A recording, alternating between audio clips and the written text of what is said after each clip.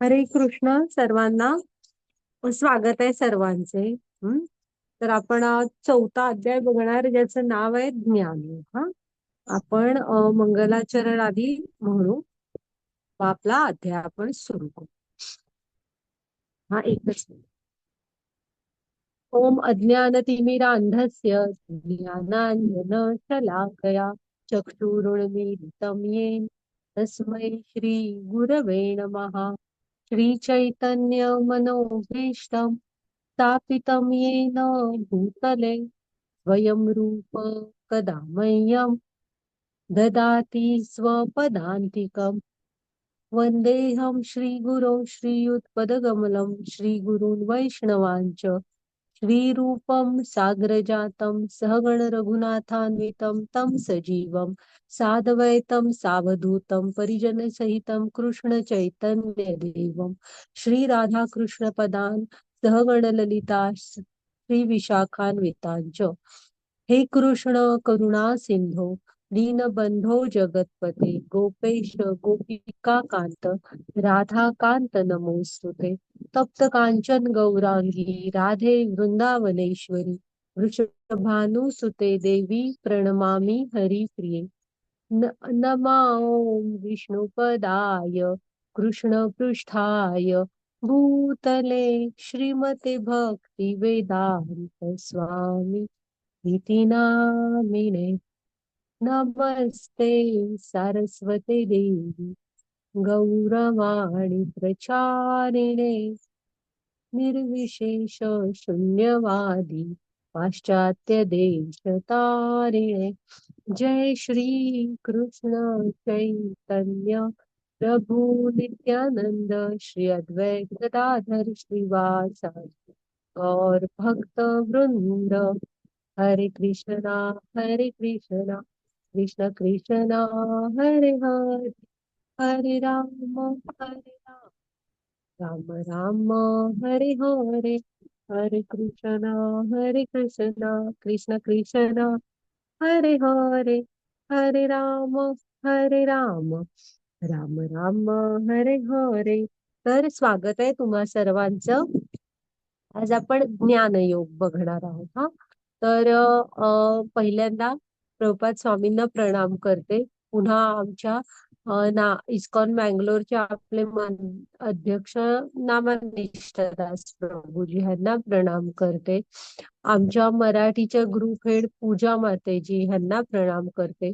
आणि आमची पूर्ण मराठीची टीम आणि अन्वया माताजी ज्यांनी मला गीता शिकवली त्यांना प्रणाम करते. आणि तुम्ही पण वेळात वेळ काढून हजर असता, म्हणजे रोज न चुकता वेळेवर जॉईन होता, तुम्हाला पण सर्वांना प्रणाम. तर काल आपण कर्मयोग बघितला. हे अध्याय कर्मकांडाचे अध्याय आहेत. तर कर्मांद्वारे आपण कृष्णाशी कसं जोडायचं हे सुरू आहे. तर आता काल आपण कर्मयोग बघितला, हो ना.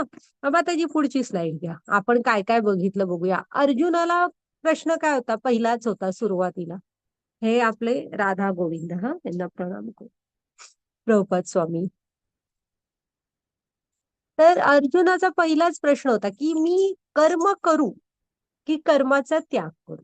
मग कृष्ण अर्जुनाला काय सांगतात की तू तुझं नियत कर्तव्य कर. आणि ते सांगतात त्याला, कृष्णांना मिथ्याचार आवडत नाही. ते काय म्हणतात, तू वनात जाऊन म्हणजे फक्त तुम्ही इंद्रिय तुमच्या ताब्यात आहेत असं दाखवत असाल आणि मनात भौतिक गोष्टींचाच विचार करत असाल तर त्या मिथ्याचार म्हणतात, त्याचा उपयोग नाही. तर तुम्ही तुमची नियत कर्तव्य करत कृष्णांशी जोडून घ्यायला हवं. निष्काम कर्मयोग हा ज्ञान योगापेक्षा श्रेष्ठ आहे म्हटले ते. आणि कृष्णाने अर्जुनाला कर्मकांडाकडून कर्मयोगाकडे नेलं. आता कर्मकांड म्हणजे काय, जी तो आपण काही कर्म करत असतो पण फळाची अपेक्षा ठेवून, म्हणजे चांगलीच कर्म असतात.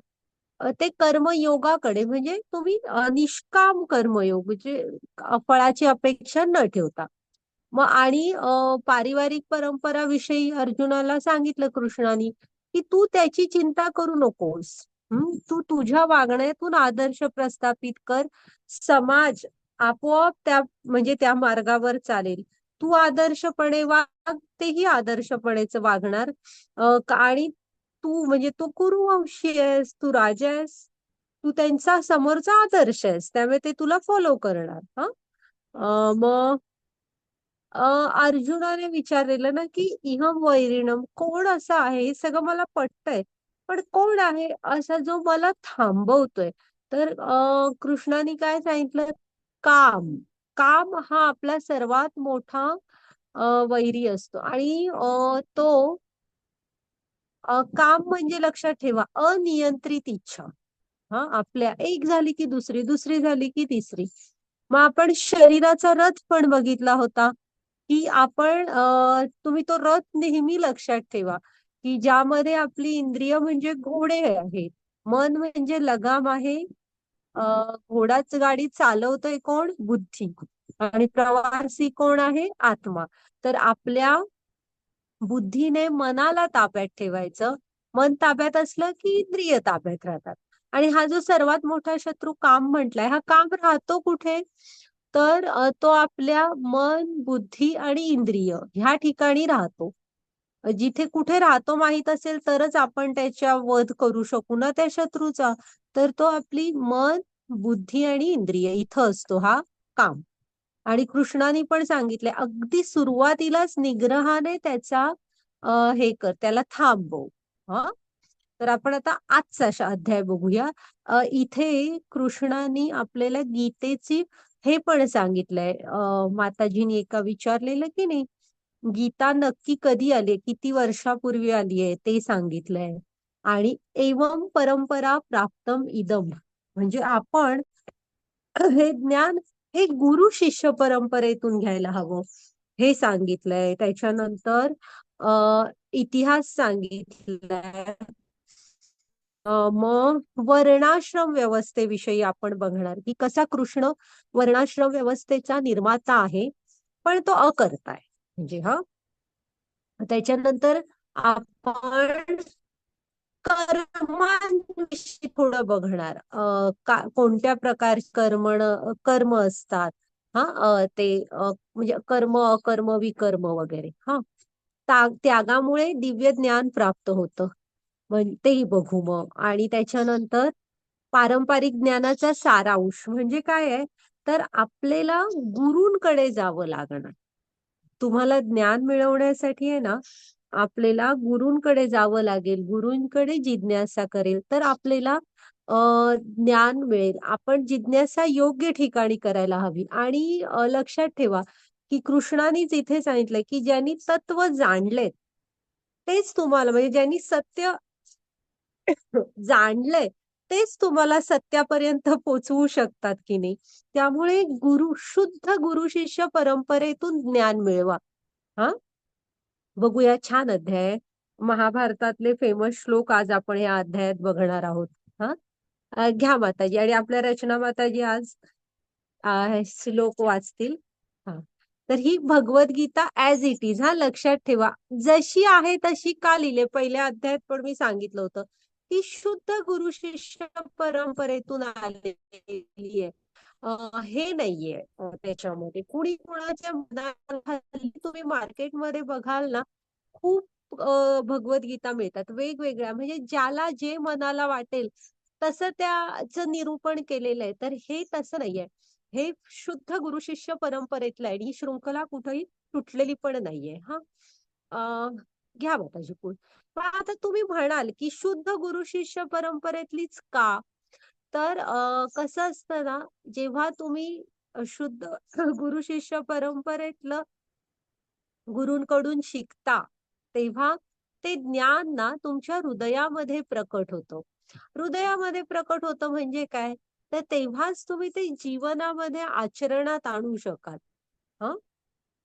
हा, वाचा माताजी. कुठलं पहिलं वाचू ना? हा हा, एक नंबर. हो हो. श्रीभगवानुवाच इमं विवस्ते योगं प्रोक्तमाहमव्ययम् विवस्मान् मनवे प्राह मनरिक्ष्वाकवे ब्रवीत्. हरे कृष्णा. भगवान हरे श्रीकृष्ण कृष्ण. म्हणाले, मी योगाचे हे अविनाशी शास्त्र सूर्यदेव विवस्वान यांना दिले होते आणि विवस्वानाने ते मानव जातीचे पिता म्हणून यांना सांगितले होते. म्हणून ते इक्ष्वाकूला सांगितले. हरे कृष्ण. हा, तर पहिल्यांदा कृष्ण म्हणजे काय म्हणतोय की अर्जुना, तुला मी पहिल्यांदा सांगत नाहीये, तुझ्या आधी पण मी हे अविनाशी योगाचं शास्त्र हा दिलंय. मी कोणाला दिलंय बघा, ते मी सूर्यदेव विवस्वानांना दिलंय. सूर्यदेव ही एक पदवी आहे, आणि तेव्हा म्हणजे जसे मुख्यमंत्री असतात, पंतप्रधान असतात, ही पदवी आहे की नाही, तशी सूर्यदेव ही एक पदवी आहे. आणि तेव्हा कोण होतं सूर्यदेव? तर विवस्वान होते. तर सूर्यदेव विवस्वानांना कृष्णाने गीता सांगितली. व विवस्वानांनी ती ते कोणाला सांगितली? मनू, ज्यांना आपण मनूंचे पुत्र आहोत. म्हणजे मनूंपासून निर्माण झालोय म्हणून आपण मानव आहोत. तर मनूंना सांगितली. हा, मानव जातीचे पिता मनू. आणि मनूनी कुणाला सांगितली? सूर्यकुळातले राजे इक्ष्वाकू. आणि सूर्यकुळातले हे राजा इक्ष्वाकूंपासून ती पृथ्वीवर आली. आणि इक्ष्वाकूंपासून पुढे ऋषीमुनींना पासून पूर्ण पृथ्वीवरती गुरु शिष्य परंपरेतनं राहिली.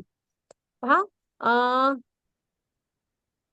मग आता तुम्ही एक लक्षात ठेवा, इथे कृष्ण स्वतः सांगतायत की ती गुरु शिष्य परंपरेतनं शिकली पाहिजे. आणि कृष्णाने पण ती तशीच शिकवलेली आहे. हा, बघा तुम्ही. घ्या माताजी पुढची स्लाइड.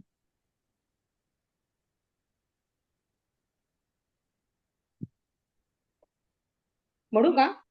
हा, हो, वाचा श्लोक म्हणू? माताजी. हो, वाचा ना माता. एवं परंपरा प्राप्तं इमं राजर्षयो विदुः सकालेन महता योगं नष्ट परंतप. हरे कृष्ण. हा, हरे कृष्ण. हरे कृष्ण. त्याप्रमाणे हे परमश्रेष्ठ विज्ञान गुरु शिष्य परंपरेद्वारे प्राप्त करण्यात आले आणि राजर्षींनी ते त्याच पद्धतीने जाणून घेतले. पण काळाच्या योगामध्ये ही परंपरा खंडित झाली, म्हणून हे विज्ञान आपल्या यथार्थ रूपात लुप्त झाल्याप्रमाणे दिसते. हरे कृष्ण. हरे कृष्ण. आता पुढे कृष्ण काय सांगतायत, या म्हणजे हे जे परमश्रेष्ठ विज्ञान आहे ना, हे गुरु शिष्य परंपरेद्वारे प्राप्त करण्यात. एवं परंपरा प्राप्त इमम. हा, हे जे आहे हे गुरु शिष्य परंपरेद्वारे प्राप्त करण्यात आले. आणि पुढच्या पुढच्या राजर्षींनी पण ते त्याच प्रकारे जाणलं. पण काळाच्या ओघात ना कृष्णांना ही परंपरा खंडित झालेली दिसते आणि यथार्थ रूपात लुप्त झाली आहे. हा, म्हणून कृष्ण इथं अर्जुनाचं निमित्त करून पुन्हा एकदा गीता सांगत आहेत यथार्थ रूपात. म्हणजे ती कृष्णांना कुठेतरी परंपरा खंडित झाल्यासारखी वाटते. हा, आणि कृष्णाने ना ही भगवद्गीता हे ज्ञान देण्यासाठी 4 परंपरा स्थापित केल्या. हा, माताजी पुढची स्लाइड घ्या. त्यांनी ब्रह्मांना हे ज्ञान दिलं आणि ब्रह्मांकडून मग जेव्हा ते त्यांचा ब्रह्मांचा कुठला संप्रदाय, तर ब्रह्म संप्रदाय, त्याचे आचार्य कोण आहेत? मध्वाचार्य. आणि आपण पण या ब्रह्म मध्व गौडीय धारेमध्येच येतो. आपलं पण, मी तुम्ही लक्षात ठेवा, कोणी विचारलं तर बुवा तुमची आंतरराष्ट्रीय कृष्ण भावना संघटनेची कोणती गुरु शिष्य परंपरा? तर ब्रह्ममध्व गौडीय धारा म्हणतात. मग हे प्रज्ञान लक्ष्मीला दिलं. लक्ष्मीनी जी स्थापन केली तो श्री संप्रदाय. त्याचे प्रमुख आचार्य कोण आहेत? रामानुजाचार्य. मग भगवान शंकरांना दिली. मग भगवान शंकरांचा हा जो पुढे संप्रदाय आहे तो रुद्र संप्रदाय, आणि त्याचे मुख्य गुरु विष्णू स्वामी आहेत. आणि 4 कुमारांना दिली, म्हणजे सनत, सनातन, सनंदन आणि सनत कुमार. तर ह्या 4 कुमारांना ची जो संप्रदाय आहे त्याला कुमार संप्रदाय म्हणतात. आणि त्याला निंबारकारचार्य हे त्यांचे मेन हे आहेत, म्हणजे आद्य गुरु आहेत. तर आहे ना, तुम्ही ह्या 4 गुरु शिष्य परंपरेतनं कुणाकडूनही भगवद्गीता शिकू शकता, कारण ह्या अधिकृत आहेत, शुद्ध परंपरा आहेत. हे बघा कसं, आता तुम्हाला डॉक्टर व्हायचंय तर तुम्ही ऍडमिशन म्हणजे एक्झाम वगैरे असणारच, पण ऍडमिशन घेताना आपण कुठल्या कॉलेजला ऍडमिशन घेतो? ज्याला गव्हर्नमेंटचं रेकग्निझेशन आहे, हो की नाही? ज्याला नाही तर असं एखादं कॉलेज आहे की ज्याला सरकारची मान्यता प्राप्त नाही, अशा ठिकाणी आपण ऍडमिशन घेत नाही. त्याच्या डिग्रीला कोण बरं हे करणार? म्हणजे त्याच्या डिग्रीचा का उपयोग नाही, आणि म्हणजे तुम्हाला एक प्रकारची मान्यताच मिळत नाहीये ना, की म्हणजे तिथे मिळणारं ज्ञान हे योग्य ज्ञान आहे. आणि आपण तरी जाऊ का अशा डॉक्टरांकडे उपचार करून घ्यायला? हा, तर इथेही तसंच आहे. ह्या ज्या अधिकृत गुरु शिष्य परंपरा असतात, त्यातून आपण गीतेचं पण ज्ञान मिळवायचा प्रयत्न करा. तर मी तुम्हाला मगाशी म्हंटल तसं, ह्यातून होईल काय? तर ते ज्ञान तुमच्या हृदयामध्ये प्रकट होईल आणि तुम्ही ते आचरणात आणू शकाल. नुसतं ऐकायचं नाहीये, आपल्याला ते जीवनामध्ये उतरवायचं पण आहे. हा, आणि इकडे ही आपली गुरु शिष्य परंपरा त्यांनी दाखवलेली आहे. तुम्ही गीतेमध्ये ना, मी तुम्हाला पेज नंबर सांगते, आपल्याला ना वेळ मिळत नाही. 30 नंबरच्या पानावर गुरु शिष्य परंपरा दिलेली आहे बघा. श्रीकृष्णांपासून म्हणजे श्रीकृष्ण, ब्रह्मदेव, नारद, व्यासदेव, मध्वाचार्य, पद्मनाभ असे करत करत करत की नाही, भक्ती विनोद ठाकूर, गौर किशोरदास, भक्ती सिद्धांत सरस्वती आणि एसी भक्ती वेदांत स्वामी प्रभुपाद, अशी ही पूर्ण जी प्रभुपाद स्वामींपासून सुरू झाली आहे ती वर नारद, ब्रह्मदेव आणि श्रीकृष्णांपर्यंत गेलेली आहे आपली पण गुरु शिष्य परंपरा. हा, किती नंबर आहे? घ्या. पान नंबर किती आहे? हा, माझ्यात 30 आहे. हा, तिथे दिलेली आहेत नावं, हा, कशी आहे हो, हो. गुरु शिष्य परंपरा. बरं. हा, ओके, घ्या माताजी पुढची स्लाइड. आणि हरे आपल्याला लक्षात ठेवा तुम्ही की गीता ही हृदयामध्ये उतरवायची, आपल्याला ती जीवनात उतरवायची आहे. हा, घ्या माताजी पुढची स्लाइड घ्या. माताजी, आपली परंपरा कुठली एकदा सांगाल का? ब्रह्म मध्व गौडीय धारा. ब्रह्मा मध्व गौरीय धारा ना? हा, हो हो. धन्यवाद माताजी. हा हा.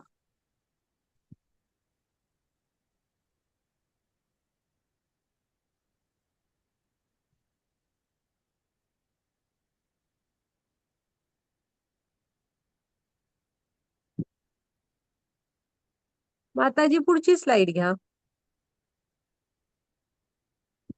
आणि आता हा, मग आता कृष्ण इथे पुढे सांगतायत की कृष्ण प्रकट कसे होतात. गीतेविषयीचा इतिहास तर आपण जाणला, हो की नाही? मग आता कृष्ण, तुम्ही बघा हा, आपण म्हणतो जन्माष्टमी, पण कृष्ण हे अजन्म आहेत. त्यांचा जन्मही होत नाही, त्यांचा मृत्यूही होत नाही. ते अजन्म आहेत, म्हणजे ते शाश्वत आहेत. सनातन. सनातन म्हणजे काय? काल होते, आजही आहेत आणि उद्याही असणार आहेत. जन्म मृत्यूने आपण बांधलोय, कारण आपण जन्म घेतो, व मृत्यू पण असणार.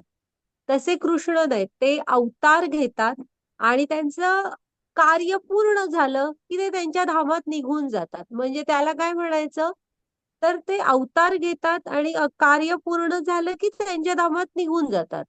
मग म्हणजे आता समजा आपण भारतात राहतोय आणि आपण असे ठरवलं की मी अमेरिकेला एक पुढच्या 10 वर्षांसाठी मी अमेरिकेला शिफ्ट झाले. तर आता अमेरिकेतल्या लोकांनी असं म्हणावं का, ह्या जन्म इथं म्हणजे या इथं जन्मल्या, असं नाही म्हणू शकणार आपण. फक्त काही वर्षांसाठी तिथं राहायला गेलोय, तिथलं झालं की आपण इकडे परत येणार आहोत.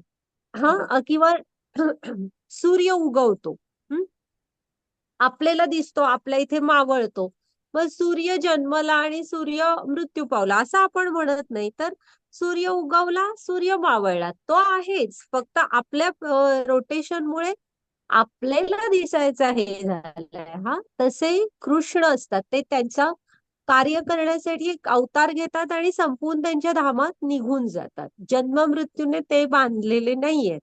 हा, माताजी पुढची स्लाइड घ्या.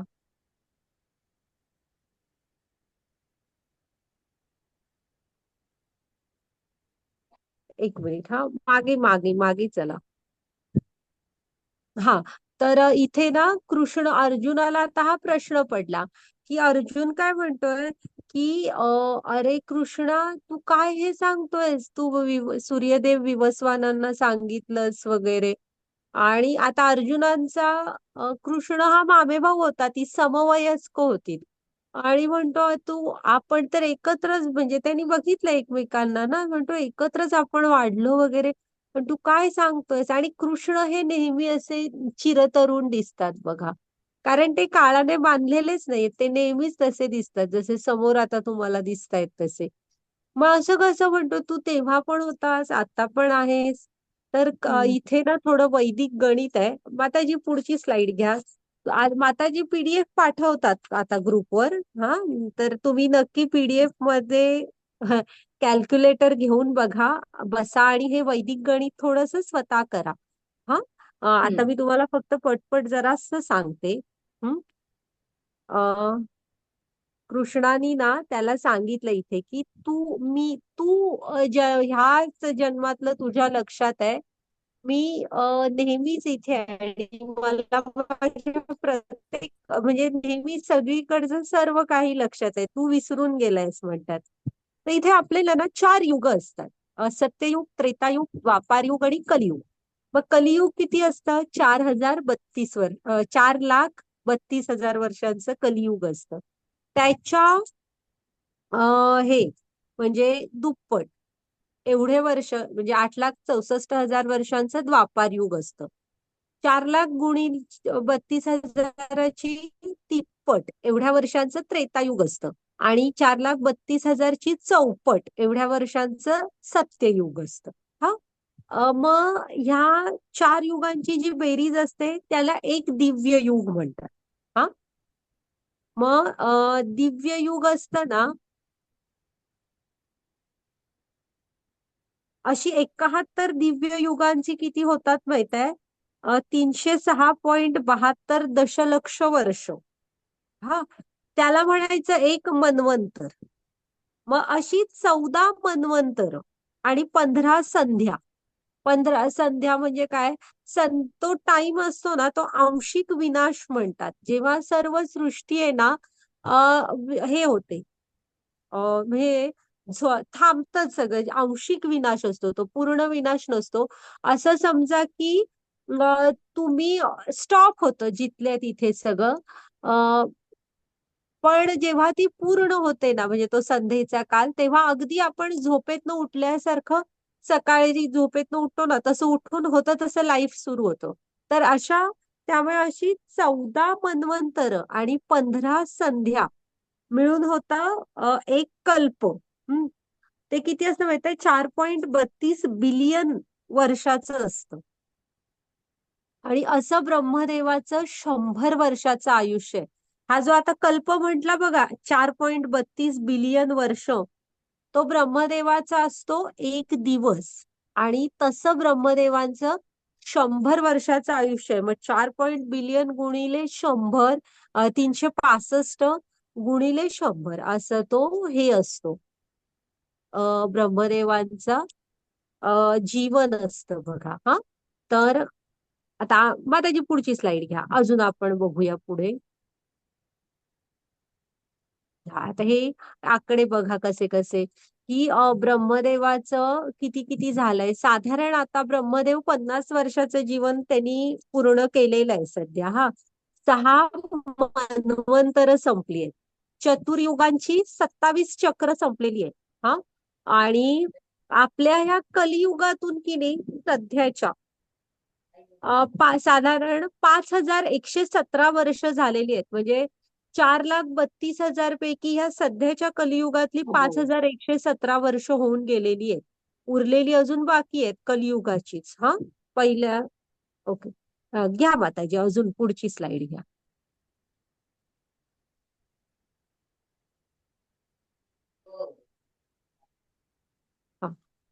आता मनूचं जीवन दिलंय त्यांनी. मनूच्या जीवनातली 4 युगांची 27 चक्र संपलेली आहेत. मनूचं जीवन कॅल्क्युलेट करून ना, साधारण आता त्यांनी काय सांगितलंय, मनूच्या जन्मापूर्वीच हे मान्य करून भगवानानी त्यांचे शिष्य सूर्यदेव विवस्वान यांना गीता सांगितली होती. मग 120 दशलक्ष वर्षापूर्वी विवस्वानांना भगवंतानी गीता सांगितलेली आहे बघा. किती? 120 दशलक्ष वर्षापूर्वी. घ्या माताजी. तेव्हा म्हणजे विवस्वानांना सांगितली. पुढची स्लाइड घ्या माताजी. आणि पृथ्वीवर कधी आली बघा? ती 2 मिलियन वर्षापूर्वी, म्हणजे जेव्हा सूर्यकुलातले राजा इक्ष्वाकूंना दिली ना, तेव्हापासनं इक्ष्वाकून म्हणजे तेव्हापासनं ती पृथ्वीवर आली. पहिल्यांदा सूर्यकुलामध्ये गीता आली आहे. हा, ते बघा. त्रेता युगाच्या प्रारंभी परमात्म्याशी संबंधाचे हे शास्त्र बघा काय म्हटलंय गीतेला त्यांनी. परमात्म्याच्या संबंधाशी परमात्म्याशी संबंधाचं हे शास्त्र आहे. हा, तर ही विवस्वानाने मनूंना दिले होते. मनूने मानवजातीचा पिता असल्याने या पृथ्वी ग्रहाचा राजा महाराज इक्ष्वाकू यांना ते दिले. रघुवंशाचे पूर्वज ज्यामध्ये भगवान रामचंद्र प्रकट झाले, म्हणून भगवद्गीता महाराज इक्ष्वाकूच्या काळापासून मानवी समाजात अस्तित्वात आहे. हा, तर म्हणजे साधारण 2 मिलियन वर्षापासून गीता पृथ्वीवर आलेली आहे. हा, आणि आता ही सगळी माहिती कुठे दिलेली आहे? तर तुम्ही ते अगदी वर बारीक लिहिलंय बघा. महाभारताच्या शांती पर्वामध्ये हा गीतेचा इतिहास दिलाय त्यांनी. नंबर पण दिलेले आहेत त्याप्रमाणे. वर आहे बघा, महाभारत कंसात शांती पर्व. त्यामध्ये हा गीतेचा सगळा इतिहास दिलेला आहे. हा, ओके, घ्या माताजी पुढची स्लाइड.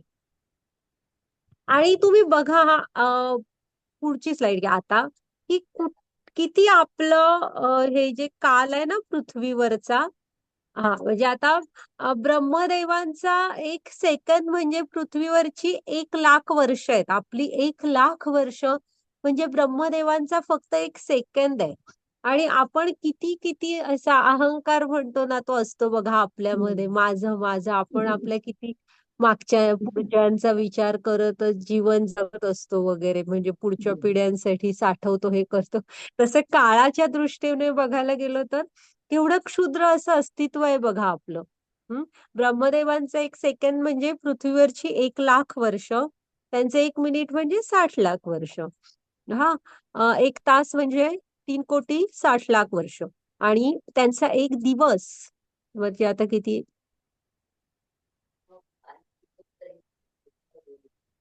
8 अब्ज 64 कोटी वर्ष होतात बघा ब्रह्मदेवांचा 1 दिवस. आणि तेवढीच पुन्हा हे असते, हा, त्यांची रात्र पण तेवढ्याच वर्षांची असते. आणि असं ते 100 वर्षाचं आयुष्य असतं ब्रह्मदेवांचं. हा, तर हे थोडं काळाविषयी झालं. घ्या माताजी पुढची स्लाइड.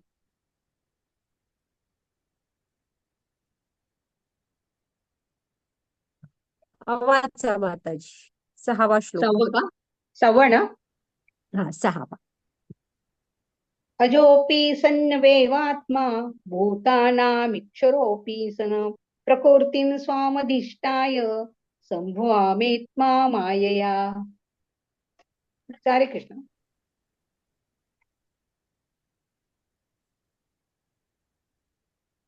वाचा माताजी ट्रान्सलेशन पण. हरे कृष्णा. मी जरी अजन्म आहे आणि माझ्या दिव्य शरीराचा कधीच नाश होत नाही, आणि मी जरी सर्व प्राणीमात्राचा ईश्वर आहे, तरी प्रत्येक युगयुगात मी माझ्या मूळ दिव्य रूपात अवतीर्ण होत असतो. हरे कृष्णा. हरे कृष्ण. तर आता कृष्ण इथे काय सांगतायत बघा. अर्जुनाला प्रश्न पडलेला ना, तू समकालीन आपण आहोत आणि असं कसं. तर इथे कृष्ण सांगतायत बघा आता स्वतः ते कसे प्रकट होत दिसतात, कसे प्रकट होतात. तर मी अजन्म आहे, माझ्या शरीराचा कधीही नाश होत नाही. म्हणजे त्यांचा आनंद, शरीर कसं आहे, सच्चित आनंद आहे, ते शाश्वत ज्ञानमय आनंदमय.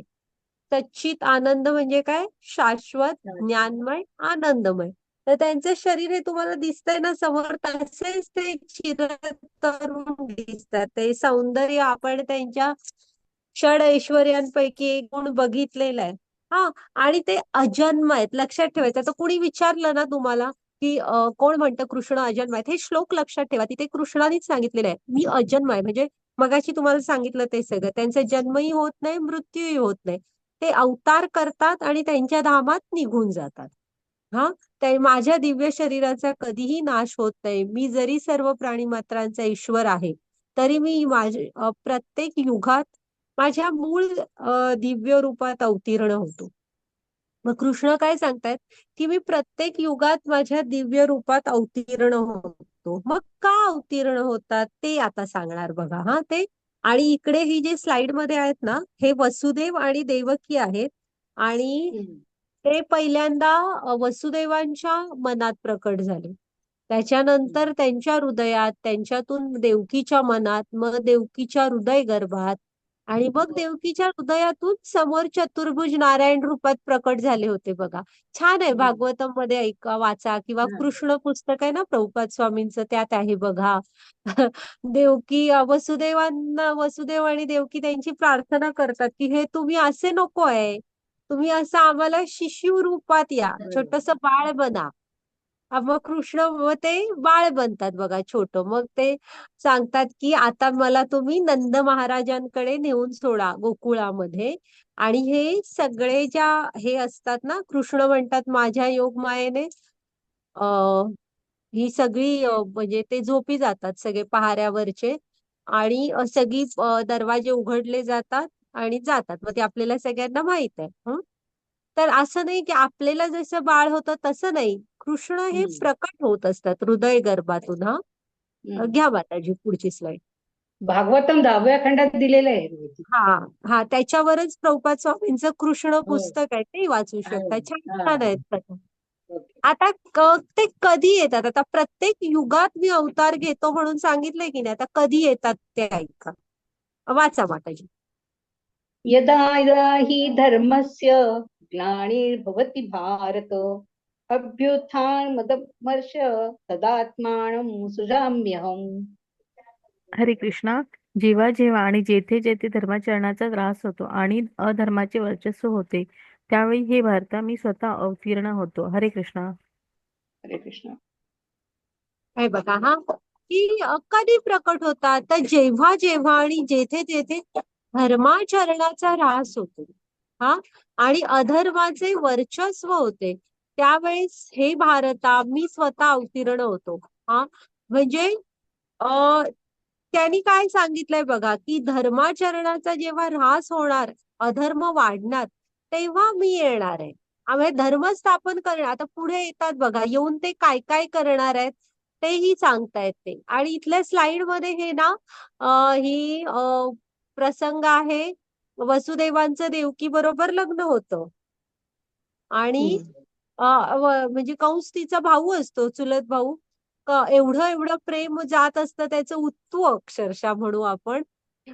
तिच्या रथाला स्वतः सारथी म्हणून बसलेला असतो, तिला वसुदेवांच्या तिकडे नेऊन सोडायसाठी. हा, आणि तेवढ्यात आकाशवाणी होते की मूर्ख कंसा, तू म्हणजे जो हा रथ सारथ्य करतोयस ना, त्या देवकीच्या पोटी 8वा पुत्र म्हणून कृष्ण स्वतः अवतार घेतील आणि तुझा नाश करतील.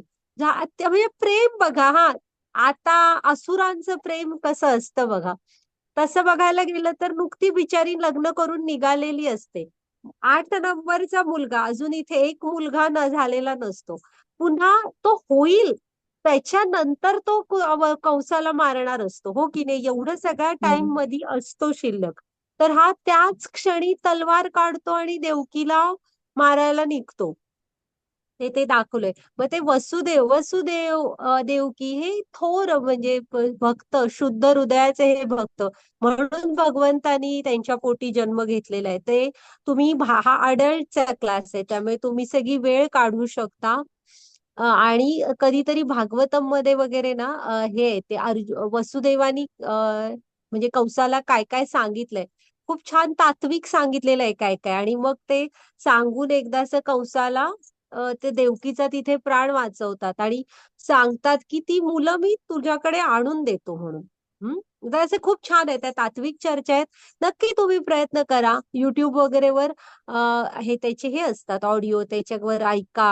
हा, गहिरं असं ज्ञान आहे ते. तर मग आता हे असुरांचं हे वागणं हे असं असतं खरं थोडक्यात.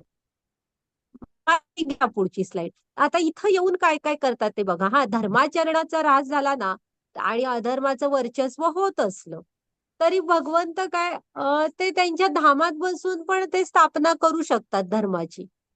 मग आता जी पुढची स्लाइड घ्या. म्हणजे ते त्यांच्यासाठी अवघड नाही. जे त्यांनी मनात आणलं तरी ब्रह्मांडाच्या ब्रह्मांड अशी हे होत असतात, हा, तयार होत असतात. त्यामुळे त्यांना ते अवघड नाही. मग आता पृथ्वीवर का येतात ते बघा. वाचा माताजी. परित्राणाय साधूनां विनाशाय च दुष्कृतां धर्म संस्थापनार्थाय संभवामि युगे युगे.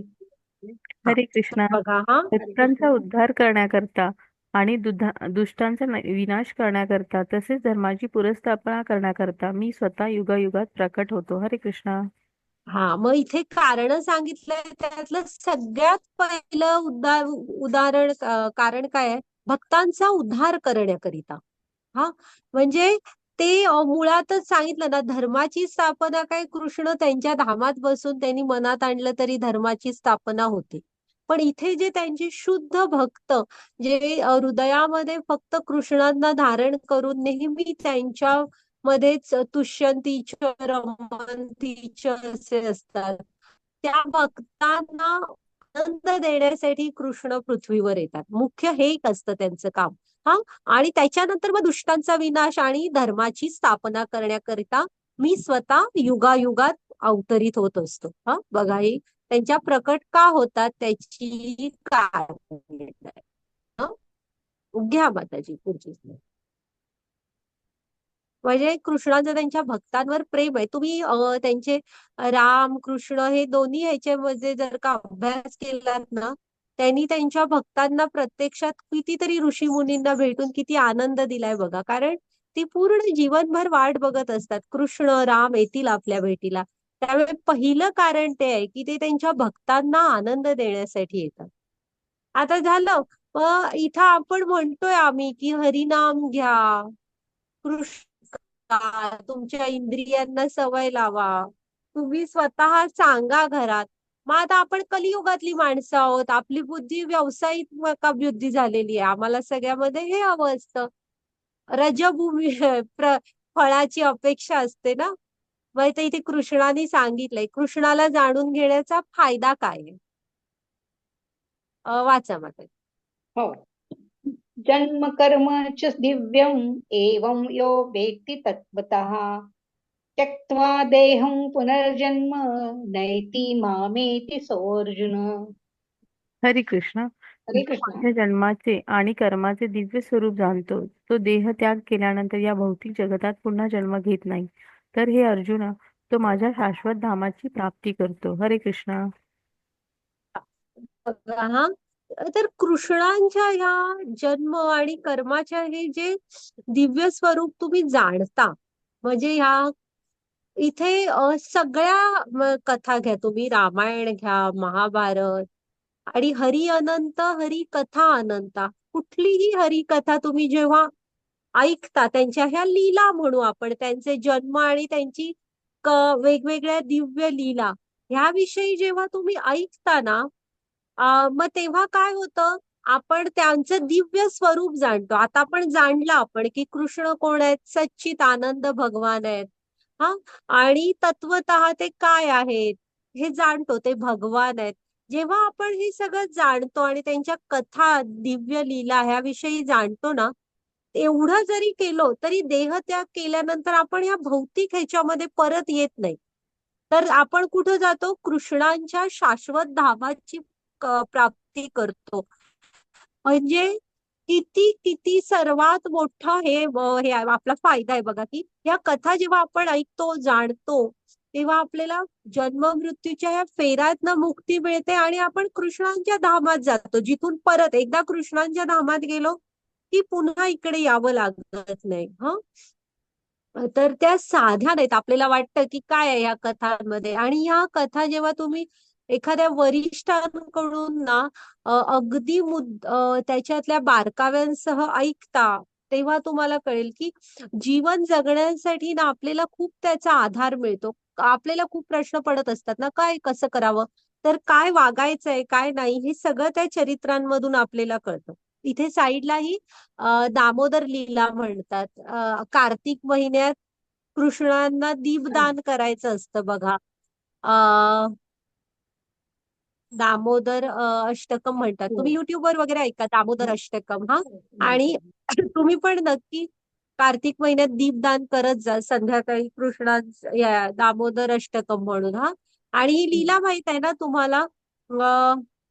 आता आपल्याला गोष्ट सांगायला तेवढा वेळ नसतो, पण कृष्ण यशोदा हे करते. दिवाळी दिवशीच म्हणजे तिने ठरवलेलं असतं की कृष्णाला स्वतःच्या हाताने ताक दही घुसळून लोणी काढून देऊया म्हणून ती करत असते. आणि एवढ्यात कृष्ण सकाळी जागा होतो. त्याला घेते, दूध देत असते. तोपर्यंत काय होतं, चुलीवरचं दूध उतू जात असतं म्हणून त्यांना खाली ठेवते आणि दूध आणायला ते दूध चुलीवरचं खाली उतरायला जाते. तोपर्यंत इकडे कृष्ण ते दह्याचं सगळं आई ठेवून गेली म्हणून रडायला लागतात पहिल्यांदा. आणि सगळं ते सांडतात. आता सकाळी दह्याचं सगळं सांडून सगळं हे बघून आईचं तर डोकं फिरणारच ना. आई लागते मागे आणि कृष्ण पुढे, यशोदा मागे.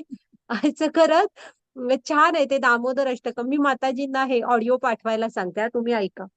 मग कृष्ण त्यात पण त्यांनी खूप छान सांगितलं. आता विषय निघालाच आहे तर मी सांगते की कृष्ण मागे वळून बघत असतात. शेवटी यशोदा ही ही होती, नंद महाराजांची राणी होती. ती अशी म्हणजे धावायची नाही घराच्या बाहेर, अशी कधी धावत वगैरे नव्हती, राणीच होती शेवटी नंद महाराज झाले तरी. आणि हा बघत असतो की भक्त माझ्या मागे येतोय, दमतोय. मग ना थांबतो आणि मग यशोदा धरते आणि उखळ्याला बांधून ठेवते. मग आता ह्या लीलेचं एवढं महत्व काय आहे, तर यशोदा ह्या एकमेव आहेत पात्र म्हणू, भक्त म्हणू, ज्यांनी कृष्णांना बांधून ठेवले. नाही तर विष्णू, राम, कृष्ण ह्यांच्या तुम्ही कुठल्याही लीला बघा, ज्या कुणीही त्यांना कधी बांधलेलं नाहीये. हा, फक्त यशोदा एकमेव अशी आहे की जिने त्यांना उखळ्याला बांधून ठेवलं. आणि ते बंधन प्रेमाचं बंधन होतं. मी तुम्हाला म्हंटल ना, ते मागे वळून बघत होते, भक्त दमतोय आपल्यासाठी, आपल्या मागे धावतोय. ते भजन आहे बघा, क्योंकि प्रेम के बंधन में मोहन बंध गए. मग त्याच्यानंतर आहे ना, ते मग कृष्ण उखळ ओढत नेतात. दारात 2 अर्जुन वृक्ष असतात, त्यांना तटवतात आणि ते वृक्ष पडतात आणि दोरी तुटते आणि कृष्ण सुटतात. आणि ते अर्जुन वृक्ष म्हणजे कुबेरांचे मुलं असतात ती नलकुबेर आणि मणिग्रीव आणि नलकुबेर. मग त्या दोघांना मुक्ती मिळते. अशी ही दामोदर लीला आहे. खूप सुंदर लीला आहे. तुम्ही जमलं तर दामोदर अष्टकम नक्की म्हणायला शिका, छान आहे. हा, तर ही आहेत. आपण जेव्हा या लीलांविषयी बोलतो वगैरे ना, आपल्याला जीवनाविषयीचं तत्वज्ञान कळतं. आणि खरं तर आनंद हा आपल्यासाठी महत्वाचा ठेवा तुम्ही. आणि काय मिळतं तर ते कृष्णाने आता या 9व्या श्लोकात सांगितलेलंच आहे. हा, आणि यशोदा बघा, हे बघतं यशोदाचं नावच यशदा म्हणजे त्या यशच देणारे आहेत तुम्हाला सर्व बाजूने, त्यांचं नावच यशोदा आहे. घ्या माताजी पुढची स्लाइड.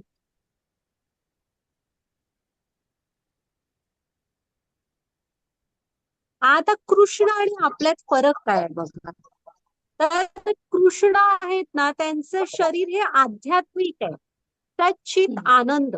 आपलं कसं आहे माहित आहे, आपलं हे जन्म मृत्यूने म्हणजे काळाने बांधलेलं आपलं शरीर आहे. हा, आणि आपल्या शरीरात कसं असतं, हे आपल्याला आरशात जे दिसतं ना, हे स्थूल शरीर. हा, त्याच्यामध्ये मन, बुद्धी आणि अहंकार ह्याने बनलेलं सूक्ष्म शरीर असतं. आणि त्याच्या आतमध्ये आपला आत्मा आहे, जो सच्चित आनंद आहे. कृष्णांचाच अंश असल्यामुळे तो पण सच्चित आनंदच आहे. तर आपलं शरीर हे तात्पुरतं आहे. हा, त्याच्यानंतर कृष्ण हे मायेचे नियंत्रक आहेत आणि आपण आहो ना, मायेने नियंत्रित आहोत. ते आपण नंतर शिकू.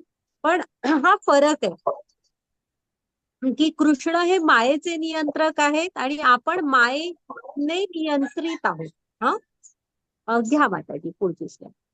तर हा फरक आहे आपल्या कृष्णांमध्ये. आणि आता वाचा माताजी. 10 आणि 11 दोन्ही एकदम असू का? हा घ्या घ्या. वीतराग भयक्रोधा मन्मया मामुपाश्रिताः बहुवो ज्ञान तपसा पूता मद्भावमागताः ये यथा मां प्रपद्यन्ते तांस्तैव भजाम्यहम् मम वर्तमानो वर्तन्ते मनुष्या पार्थ सर्वशाः. हरे कृष्ण. हरे कृष्ण. हरे कृष्णा. आता आसक्ती, भय आणि क्रोध यातून मुक्त झालेले, पूर्णपणे माझ्या स्थित झालेले मतपरायण आणि माझ्या आश्रित असलेले गतकाळातील अनेक मनुष्य माझ्या ज्ञानामुळे शुद्ध झाले आहेत आणि त्या सर्वांना माझ्या दिव्य प्रेमाची प्राप्ती झाली आहे. जे ज्या भावाने मला शरण येतात त्याला अनुरूप असे फळ मी त्यांना देतो. हे पार्थ, सर्वजण माझ्या मार्गाचे सर्व प्रकारे अनुसरण करतात. हरे कृष्णा. हरे कृष्ण. तर आपल्याला ना कृष्णांकडे तुम्हाला जायचंय. तर वितराग भय क्रोध. राग म्हणजे काय? आपल्याला क्रोध म्हणजे राग, मला राग आला असा राग नाहीये तो. राग ह्या शब्दाचा अर्थ आहे आसक्ती, कामना. हा, तर तुम्हाला कशाविषयी आसक्ती नसायला हवी. जेव्हा तुम्ही वित राग भय क्रोध म्हणजे आसक्तीपासून मुक्त, निर्भीड होता, कशाचीही तुम्हाला भीती वाटत नाही, कारण कृष्णावर ठाम विश्वास असतो. हे सारं कृष्णांचं आहे, जे काय होईल ती त्यांची इच्छा. तर म्हणजे आसक्तीपासून मुक्त, भयापासून मुक्त आणि क्रोधापासून मुक्त. तुम्ही जेवढे शुद्ध भक्त बनत जाल, संतांची चरित्र बघा, त्यांना राग येत नाही. हा, क्रोध मुक्त असतात ते. तर हा कृष्णांकडे जायचा मार्ग आहे, की जेव्हा आपण आसक्ती, भय आणि क्रोध यातनं मुक्त होतो आणि पूर्णपणे मनात कृष्णांमध्ये स्थिर झालेलो असतो, तर असे फक्त आपण कृष्णांकडे जाऊ शकतो. हा, त्यांना कृष्णांची म्हणजे शुद्ध झालेले भक्त आहेत त्यांना माझ्या दिव्य प्रेमाची प्राप्ती होते. म्हणजे कृष्णांना प्राप्त करायचा हा कृष्णाने छोटासा मार्ग, केवढा छोटा मार्ग सांगितलेला आहे बघा. आणि त्यात कुठे फाटे नाही फोडलेले.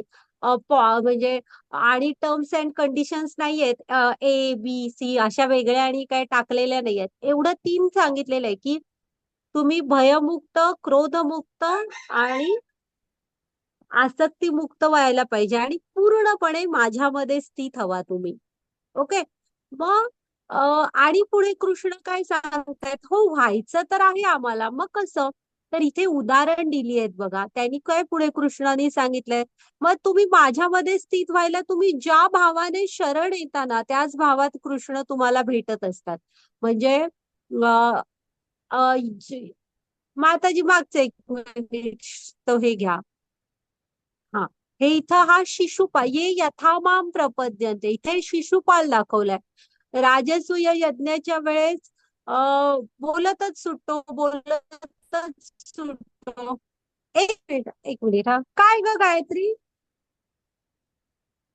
नाही आलेला अजून. तर आहे ना, अ ये यथामाम प्रपद्यते, हा शिशुपाल नेहमी कृष्णांना शत्रू म्हणून बघत राहिला. आणि शेवटी मग तिथं राजसूय यज्ञाच्या वेळेस म्हणजे हे ते सगळी जमलेली असतात त्यांच्या समोर किती कृष्णांना बडबड बडबड बडबड करत जातो, 100 अपराध क्रॉस करतो. आणि मग कृष्ण सुदर्शन चक्र सोडून हे करतात, त्याला वध करतात त्याचा. तर तो शत्रू म्हणून हे झाला, तर कृष्ण पण त्याला मृत्यू म्हणून भेटले. हा, तुम्ही ज्या संबंधात कृष्णांना स्मरण करत राहणार त्या संबंधात कृष्ण तुम्हाला भेटणार. आता पुढे बघा, माताजी पुढची स्लाइड घ्या. हे एक झालं. इथं तुम्ही कंसाचं घ्या, रावणाचं घ्या. कंस, रावण हे आपल्यापेक्षा कितीतरी जास्त क्षणाक्षणाला त्यांचा विचार करत होते. कंस वगैरे. हा, हिरण्यकश्यपू पण त्यांना शत्रूच मानत होता, तर तसे भेटले. आता हे बघा, ह्या वृंदावनातल्या 1 नाही 2 नाही 9 लाख गायी होत्या, म्हणजे नंदबाबांच्या. तर त्या फक्त एक कृष्णाच्या बासरीच्या ह्याच्यावर त्याच्या मागून मागून जात असायच्या. एवढं प्रेम ह्या गायी करायच्या कृष्णांवर. आणि तेवढंच प्रेम कृष्ण पण त्यांच्यावर करायचे. कृष्ण पण पायात काय न घालता वृंदावनात त्यांच्या मागून मागून धावत असायचे. सगळी धूळ बसायची कृष्णांच्या अंगावर. त्यांच्या खुरामुळे जी उडते ना ती. तर पुन्हा आता इथे एकदा अ, बलरामांचे बलराम बघा कृष्णांचे पाय दाबून देत आहेत. तर वनात फिरून फिरून पाय दुखायचे ना. तर तिकडे बघा दुसऱ्या स्लाइड मध्ये मग दाखवलंय कोपऱ्यात की एक कृष्ण पण बलरामांचे पाय दाबून देत आहेत. तर तुम्ही पण लक्षात ठेवा, तुम्ही कृष्णांना जेवढं प्रेम देणार त्याच्यापेक्षा कितीतरी जास्त प्रेमाने कृष्ण तुमच्याकडे येणार. आणि तो ते त्यांनी त्या श्लोकातच सांगितलंय की तुम्ही ज्या भावात मला शरण येणार मी सुद्धा तुम्हाला त्या भावात भेटणार. मग तुम्ही त्यांना गुरु समजा, छोटा भाऊ मोठा भाऊ समजा, मित्र समजा, मुलगा समजा, आई वडील समजा, काहीही समजा. तुम्ही ज्या भावात प्रेम करणार तेवढंच प्रेम किंबहुना त्याच्यापेक्षा कितीतरी जास्त प्रेम कृष्ण तुम्हाला देणार. घ्या माताजी पुढची स्लाईड. हरे कृष्ण. मनुष्य या जगात सकाम कर्मामध्ये सिद्धीची इच्छा करतात आणि म्हणून ते देवतांची आराधना करतात. अर्थात मनुष्यांना या जगात सकाम कर्मापासून त्वरित फलप्राप्ती होते. हरे कृष्ण. हा आता आपण कसं असतो देवी देवतांपर्यंत जात असतो आणि देवी देवतांकडे जाताना पण कसं आपण कामना घेऊनच जात असतो. हे करतो मला ते द्या, ते करतो मला असे व्रत काय ते नवस वगैरे बोलत. तर आपल्याला कसं आहे आपल्याला कृष्णांकडे जायचंय. मनुष्य जीवनाचं खरं ध्येय हे कृष्ण आहे. ओके.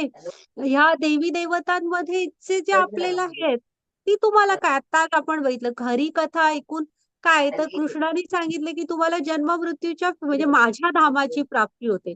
तर देवी देवतांकडे जाऊन आपल्या फक्त इच्छा पूर्ण होतात ज्यामुळे आपण भौतिकातच अडकलेलो असतो.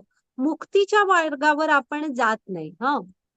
घ्या माता त्याला सकाम कर्म म्हणतात. तर आपण निष्काम कर्मयोगाकडे जायला हवं. घ्या माताजी पुढची slide. म्हणू का? नाही. हा 13 म्हणा. चातुर्वर्ण्यं मया सृष्टं गुणकर्म विभागशः तस्य कर्तामपि मां विद्धि कर्तारमव्ययम्. हरे कृष्ण. हरे कृष्णा. भौतिक प्रकृतीचे 3 गुण आणि त्यांना अनुरूप अशा कर्माला अनुसरून मी मानवी स्वभावाचे 4 विभाग निर्माण केले आहेत. आणि ते तू जाणले पाहिजे की जरी मी या व्यवस्थेचा कर्ता असलो तरी मी अव्ययी असल्यामुळे अकर्ताच आहे. हरे कृष्णा. हरे कृष्ण. आता हे ना चातुर्वर्ण म्हणजे वर्णाश्रमाविषयी दिलेलं आहे बघा. तर भौतिक प्रकृतीचे 3 गुण आणि त्यांना अनुरूप अशा कर्माला अनुसरून मी मानवी समाजाची 4 विभाग निर्माण केलेले आहेत. म्हणजे आपल्यामध्ये सत्व रज आणि तम हे गुण असतात ना. मग त्या गुणांना अनुसरून ही हे वर्णाश्रम पद्धतीची कृष्णाने रचना केलेली आहे. विभागणी आहे 4 ह्याच्यामध्ये. तर कसं असतं ब्राह्मण क्षत्रिय वैश्य आणि शूद्र ज्यांना म्हणजे विद्या मिळवणं ती देणं म्हणजे ज्ञानाच्याच मार्गावर जायला आवडतं. ज्यांना संपत्ती मिळवणं तिचा साठा करणं ह्यामध्ये बिलकुल रस नसतो. तो ब्राह्मणांचा गुण नव्हे. ते पैसे साठवत वगैरे नव्हे. पण ज्यांना विद्या मिळवणं ज्ञान मिळवणं ज्ञान देणं हे आवडतं ते तिकडे जातात. तुम्हाला ऍडमिनिस्ट्रेशन आवडतंय म्हणजे पूर्ण प्रशासन सैन्य पोलीस ही सगळी ऍडमिनिस्ट्रेशन असतं हे तुम्ही क्षत्रिय धरा. ज्यांना बिझनेस मध्ये रस आहे शेती करायला आवडते हे रजो. आणि बाकी सगळे ज्यांना ह्या तिघांनाही मदत करायला आवडते तर ते शूद्र वर्गामध्ये येतात. मग इथं ना तुम्ही शास्त्र उघडून वाचा. कृष्णाने काय दिलंय चातुर्वर्ण मया सृष्ट गुण कर्म विभागशः. तुम्ही तुमच्यामधले गुण शोधा. तुम्हाला कुठली कर्म करायला आवडतायत ते बघा आणि त्याप्रमाणे तुम्हाला जे आवडतंय ते निवडा आणि तुमचे म्हणजे इथं जीवन जगायला काहीतरी पैसे तर मिळवायला हवेत तुम्हाला. पोटा पाण्याचं काहीतरी बघायला हवं ना. मग तुमच्यामधले गुण आणि कर्म तुम्ही शोधा आणि जे आवडतंय ते तुम्ही निवडा. त्याचं निवडीचं पूर्ण स्वातंत्र्य आहे. कुठेही जन्माने दिलेलं नाही. आता डॉक्टरच्या मुलग्याकडे जाऊन आपण डोळे मिटून उपचार करून घेऊ का? तसं तो पण डॉक्टर असायला हवा ना, तरच उपचार करून घेऊ आपण. त्यामुळे कृष्णाने गुण कर्म विभागशा सांगितलंय. तुमचे गुण आणि तुम्हाला जी कर्म करायला आवडतात त्याप्रमाणे. आणि 18व्या अध्यायात बघू, कलियुगात सगळे शूद्रच आहेत. भागवतम मध्ये पण ह्यांनी सांगितलेलं आहे व्यासदेवानी. तर आता ह्याची रचना अशी का केली आहे सांगा? तर कसं आहे, हे आपण आपल्या इथं जीवन जगण्यासाठी तर सगळं मिळवून आपण कृष्णांना जोडून घ्यायचंय. आपलं मगाशी बघितलं तसं ध्येय काय असायला हवं? तर कृष्णांकडे जाणं, आत्म्याचा आनंद. त्यामुळे तुम्हाला ह्यातलं जे आवडतं ते तुम्ही निवडा आणि उरलेला वेळ थोडा आत्म्याचा आवाज ऐका, त्याच्या आनंदासाठी वापरा. आणि इथं कुणालाही कृष्णाने सांगितलेलं नाही की ह्याने माझ्याकडे यायचं नाही, त्याने माझ्याकडे यायचं नाही. तुम्ही बघा भगवद्गीतेत पुढे काही तसलं सांगितलेलं नाही. कोणही भक्त बनू शकतो आणि कोणही कृष्णांकडे जाऊ शकतो. पुढे काय लिहितायत बघा, मी जरी या व्यवस्थेचा करता असलो तरी मी अकर्ता आहे. म्हणजे त्यांनी एकदा व्यवस्था लावून दिलेली आहे आणि त्याच्यामध्ये ते बिलकुल ढवळाढवळ करत नाही. तुम्हाला बुद्धी, शरीर, स्वातंत्र्य दिलेलं आहे. तुम्हाला जे करायचंय ते तुम्ही करा. आणि ही नुसती वर्ण व्यवस्था नाही, वर्णाश्रम असा शब्द आहे तो. काय? वर्णाश्रम. म्हणजे वर्ण तर आहेतच आणि 4 आश्रम आहेत, ते कुणालाही चुकलेले नाहीत. की पहिल्या जीवनाचे पहिला टप्पा हा महत्वाचा, ज्ञान मिळवा तुम्ही. म्हणजे ब्रह्मचारी हा आणि ज्ञान मिळेल. हा मग त्याच्यानंतर आहे ना, तुम्ही जेव्हा गृहस्थाश्रम स्वीकारलात, तर गृहस्थाश्रमाचं पण ध्येय, तुम्ही जी मुलं जन्माला वगैरे घालाल ती पण भक्त बनतील असं बघायला हवं. दान धर्म करायला हवा. तर गृहस्थाश्रम त्याच्यानंतर काय येतो, आणि ह्या सगळ्यांनाच आहे हा, हे 4 टप्पे. त्याच्यानंतरच्या म्हणजे 50 वर्ष झाली की त्याच्यानंतर हळूहळू कुटुंबातलं लक्ष थोडस भक्तीमध्ये जास्त घालायला सुरू करा. 50 ते 75 कुठला आश्रम हा? की घरात राहून जरासे सल्ले कोणी विचारले, हा वानप्रस्थ, की सल्ले विचारले वगैरे तर द्या. आणि जास्तीत जास्त स्वतःचा कल हा भक्तीमध्ये रमवा. आणि त्याच्यानंतर 75च्या पुढे आता काही एवढं हे नसतं लाईफ, पण असलो तर मग ठीक आहे. मग अजिबात ह्या संसार वगैरे ह्याचा विचार करू नका. फक्त जो वेळ मिळेल तो फक्त हरिनाम मध्ये घालवून टाका. तर हे वर्णाश्रम अशी हे आहे रचना जी कृष्णाने केली आहे. ही ओरिजिनल अशी आहे. पुढे मग आता कसं रूप झालं वगैरे हे बघायचं. आपला त्यात कृष्णांचं काय नाही, ते अकर्ता आहे. घ्या माताजी पुढची स्लाइड.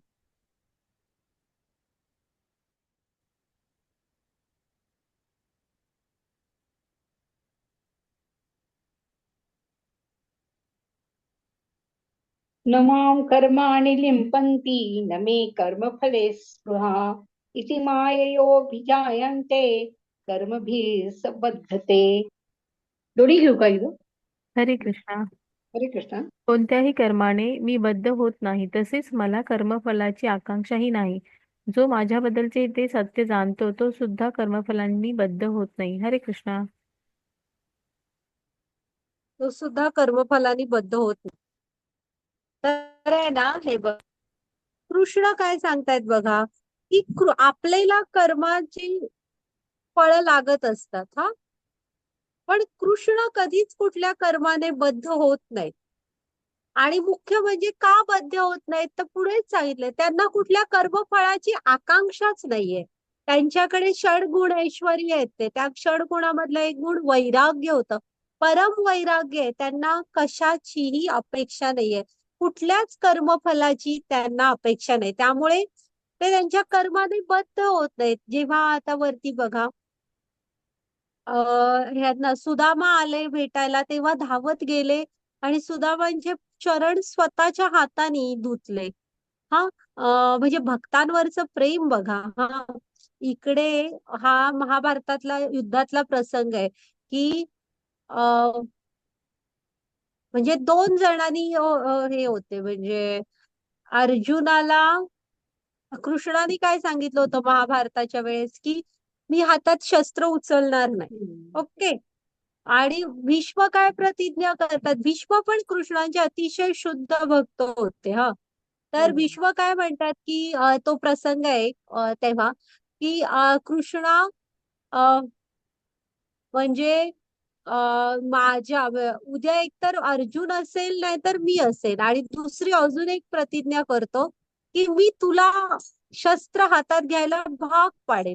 मग त्याच्यानंतर भीष्म अतिशय शूर थोर योद्धे होते ते, आणि अर्जुनावर असा बाणांचा वर्षाव करत असतात, की ते वर्णन आहे, की दुसरा बाण सोडायला तर सोडाच, अर्जुनाला स्वतःच्या भात्यातला असा बाण बाहेर म्हणजे मागे हात करून काढायला वेळ मिळत नव्हता. मग एक वेळ अशी येते त्या युद्धात, की कृष्ण म्हणतात, की आता जर का मी केलं नाही काय, तर अर्जुनाचा मृत्यू अटळ आहे.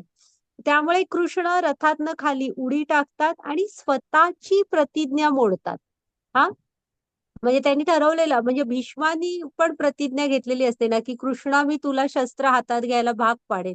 तर ती भक्ताची प्रतिज्ञा ठेवून, म्हणजे अर्जुन पायाला असं हे धरतो, की दिसतंय बघा तिथे झूम केला तर, की कृष्ण अर्जुना भलेही कृष्ण माझा प्राण जाऊ दे, पण तू तुझी प्रतिज्ञा मोडू नको. तर कृष्ण ते चाक घेऊन धावून जातात भीष्मांवर.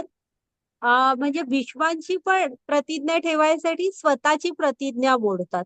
तर खरं ह्यामध्ये त्यांना कर्म बंधनं लागत नाहीत का, तर ह्यामध्ये त्यांचा कुठलाही स्वार्थ नाही, त्यांना कुठल्या फळाची अपेक्षा नाहीये. हा, तर असे असतात हे कृष्ण अर्जुनासाठी सारथी झाले. ह्या गायींसाठी नंदबाबांच्या गोपाल झाले. हे असे आहेत भक्तांसाठी. ते जसं भक्त तुम्ही ज्या रूपात बघणार तसे ते भेटतात आणि तितकंच प्रेम करणार, आणि कुठल्याही बंधनाने ते अडकत नाही. आणि ह्या जो पुढं आणि सांगितलंय बघा, की कृष्णांबद्दलचं हे सत्य जो जाणतो ना, तो सुद्धा कर्मफलानी बद्ध होत नाही. कारण त्यांचे भक्त सारं त्यांना अर्पणच करत असतात. आणि जेव्हा आपण हे कृष्णांविषयी तत्वतः असं शिकतो, आपणही कर्मबंधनाने बांधलं जात नाही. घ्या माताजी पुढची स्लाईड.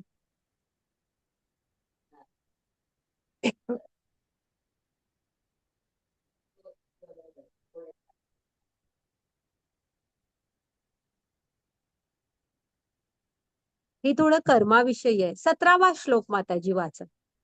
हा, कर्मणो ह्यपि बोद्धव्यं बोद्धव्यं च विमक्रमन् अकर्मश्च बोद्धव्यं गहना कर्मणो गतिः. हरे कृष्णा. कर्माच्या गुंतागुंती समजणे अत्यंत कठीण आहे. म्हणून मनुष्याने कर्म, विकर्म आणि अकर्म म्हणजे काय हे योग्य रीतीने जाणले पाहिजे. हरे कृष्णा. हे बघा, हा कृष्णच इथे सांगतायत, कर्मणो अपि बोधव्यम बोधव्यम च विकर्मण. ही जी गहना कर्मणोगती, ही कर्माची ही गती आहे ना, ही खूप गहन आहे समजायला. तुम्ही असं नाही म्हणू शकत, की मी चांगलीच कर्म करतो, मी वाईट कर्म करणारच नाही. किंवा आता आपण म्हणतो ना, आत्म्याला आपल्या कर्माप्रमाणे पुढचं जे शरीर असतं ते मिळतं. हे सगळं आपल्याच कर्मांप्रमाणे आपल्या बरोबर होत असतं. हेही सगळं मान्य आहे. पण कृष्ण काय म्हणतात, ही जे गणित आहे हे समजणं खूप कठीण आहे. म्हणजे आता कृष्णच म्हणतायत, की गहना कर्मणो गती. ते सोपं नाहीये समजायला. त्यामुळे मी अशाच फळं मिळतील असं काम करतो वगैरे असं आपण काय म्हणू नाही शकत. त्यापेक्षा सोपा उपाय कुठला आहे, तर तुम्ही तुमची कर्मफळ ही कृष्णांना अर्पण करा. हम्म. आज बघा ते काय म्हणतात, कर्माच्या गुंतागुंत समजणं अत्यंत कठीण आहे. म्हणून आपण आधी कर्म म्हणजे काय, विकर्म म्हणजे काय आणि अकर्म म्हणजे काय हे योग्य रीतीने जाणलं पाहिजे. कर्म म्हणजे जीवन जगण्यासाठी आपल्याला क्रिया ह्या कराव्याच लागतात. उठावं लागतं, बसावं लागतं. हे सगळं जे आपण करतो हे कर्मामध्ये येतं, ह्या सगळ्या क्रिया. हा, विकर्म म्हणजे काय, तर जे शास्त्रांमध्ये सांगितलेलं आहे, की असं करू नका, तरी पण आपण करतो, ते विकर्म असतं. जे म्हणतात मी कुठे आहे देव, मी मानतच नाही, मी मनाला येईन ते करणार. मग ते विकर्म असतं, की जे शास्त्रांमध्ये स्पष्ट सांगितलंय असं करू नका, हे चूक आहे, तरी पण आपण करतोय, ते विकर्म. आणि अकर्म म्हणजे काय, तर कृष्ण भावना भावित जीवन, की तुम्ही कर्म तर म्हणजे चांगली योग्य कर्म करताय, पण त्याच्या फळ आपण कृष्णांना अर्पण करतो, तर ह्याला म्हणायचं अकर्म. कारण त्याची बंधनं आपल्याला लागत नाहीत. ते इथे वरती ना त्यांनी दाखवलंय की कृष्ण तर आपल्या हृदयातच आहेत, चतुर्भुज नारायण रूपात.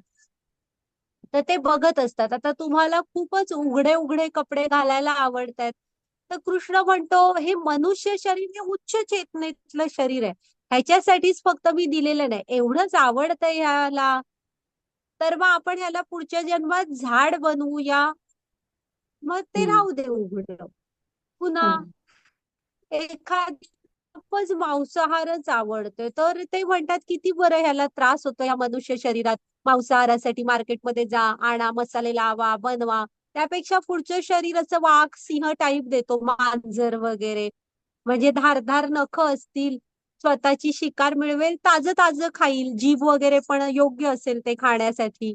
हा. पुन्हा एखाद्याला वाटत असेल की मी झोपूनच राहावं, आळस आळस आळस, मग अस्वलाचं शरीर देतील, की मनुष्य जन्म फक्त मी झोपण्यासाठी दिलेला नाहीये, ते आत्म्याचा उद्धार करण्यासाठी दिलेला असतो. मग ठीक आहे, अस्वल वगैरे कसं भरपूर भरपूर झोपतं ना, मग झोपू दे.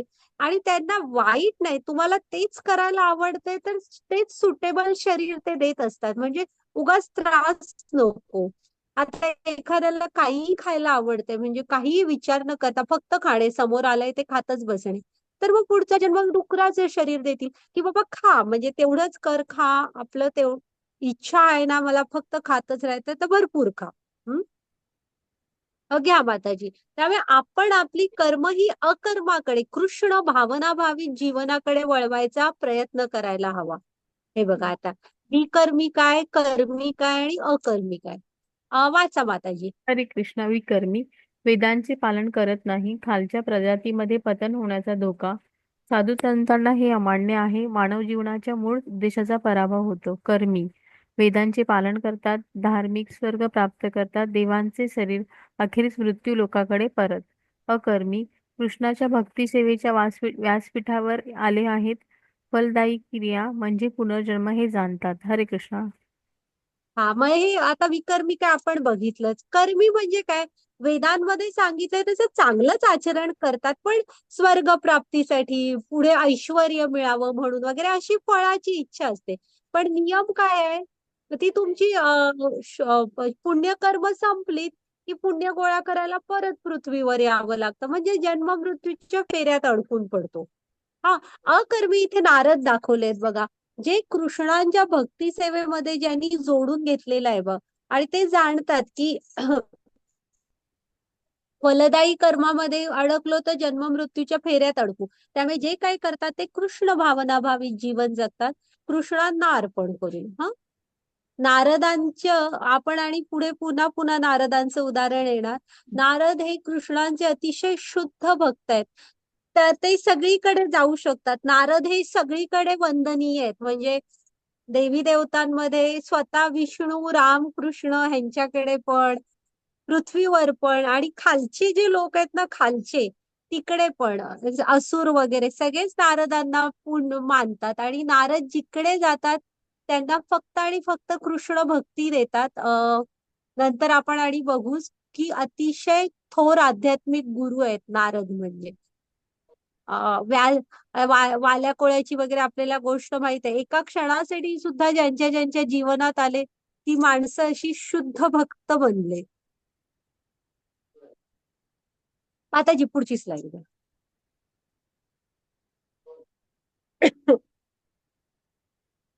किती श्लोक? 34.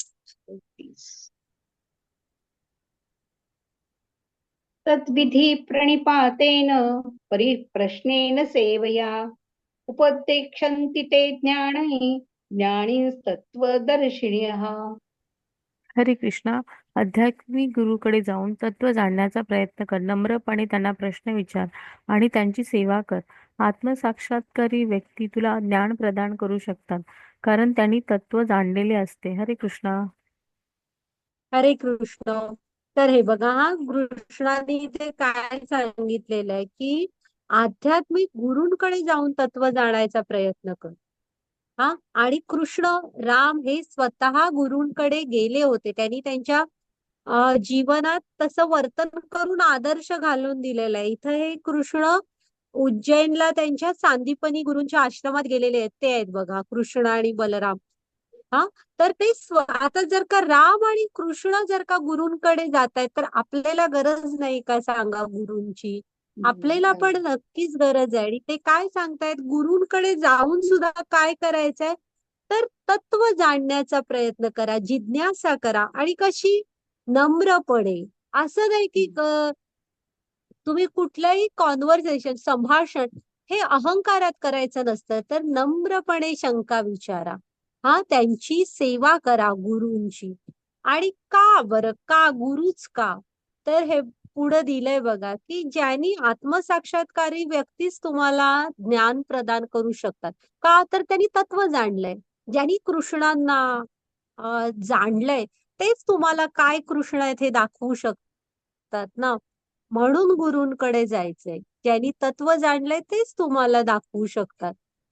आणि जाऊन त्यांची सेवा करा आणि नम्रपणे प्रश्न विचारा. ओके. लक्षात ठेवा हा श्लोक 34वा. तद्विधी प्रणिपातेन. सगळेच श्लोक छान आहेत हे अध्यायातले. घ्या माताजी पुढची स्लाईड. झाला आपला आता अध्याय. तर आपण काय काय बघितलं? कृष्णांबद्दलचं ज्ञान. तेव्हाही सांगितलं होतं की गुरु शिष्य परंपरेतनं ते पुढे आलेली आहे. भगवद्गीतेचा इतिहास बघितला, थोडं वैदिक गणित बघितलं, वर्णाश्रम व्यवस्थेची निर्मिती का झाली आहे, आणि शब्द लक्षात ठेवा, गुण कर्म विभागशः आहे ती. हा.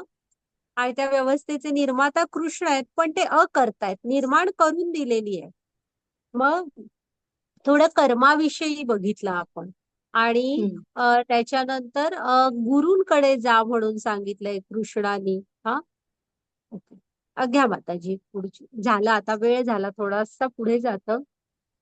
तर झालाय आपला आजचा अध्याय. हरे कृष्ण.